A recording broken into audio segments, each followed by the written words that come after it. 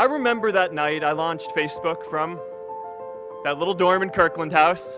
I went to Noakes with my friend KX, and I remember telling him clearly that I was excited to help connect the Harvard community, but one day someone would connect the whole world.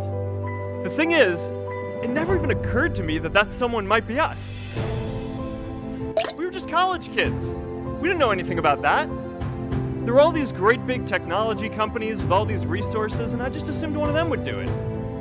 But this idea was so clear to us that all people want to connect. Today, I want to talk about purpose.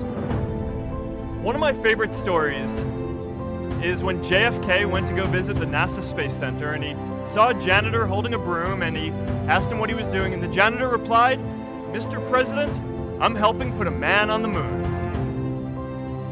Purpose is that feeling that you are a part of something bigger than yourself, that you are needed, and that you have something better ahead to work for.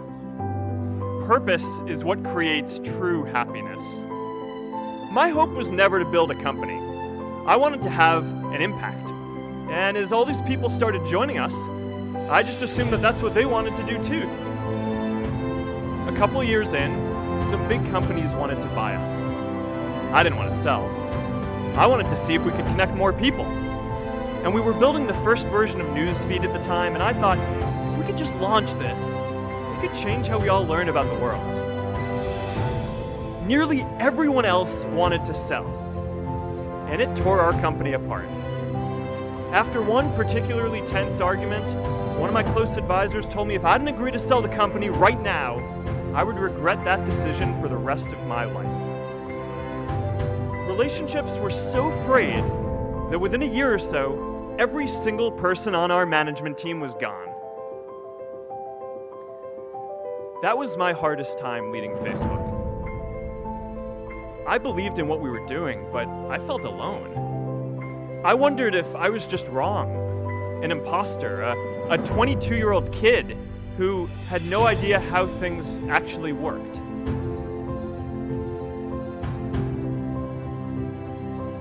And I know that a lot of you are going to have your own stories just like this.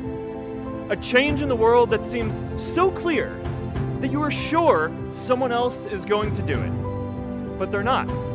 You will. But be prepared to be misunderstood.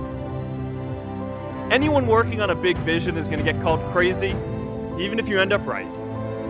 Anyone taking initiative will always get criticized for moving too fast, because there's always someone who wants to slow you down. Anyone taking on a complex problem is going to get blamed for not fully understanding it, even though it's impossible to know everything up front. Let me tell you a secret. No one does when they begin. Ideas don't come out fully formed. They only become clear as you work on them. You just have to get started.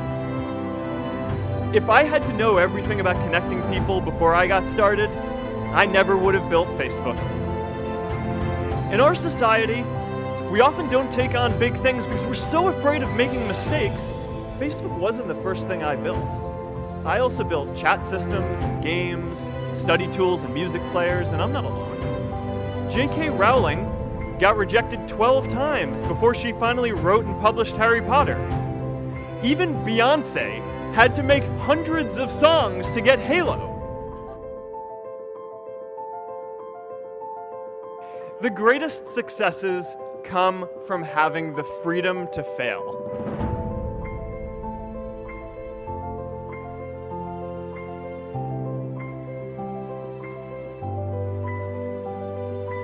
You know, a lot of times I think people just get afraid because, you know, often your dream is, it seems like it's so far off, but if you just kind of focus on building stuff that you think is good and you keep on going at each step along the way and don't let people deter you from that and just really care about what you're doing, and you know, I think that's how you build something good.